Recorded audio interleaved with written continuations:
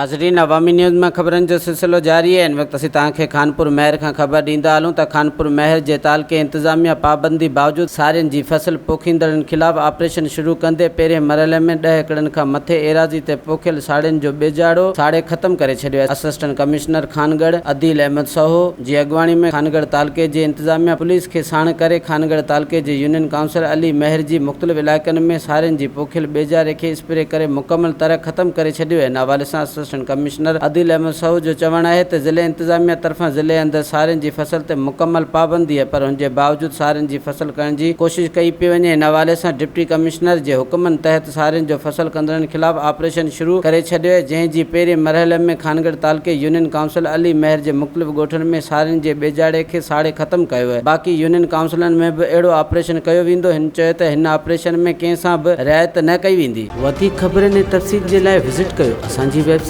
awamiNewsHD.com ऐं ॾिसंदा रहो अवामी न्यूज़ HD।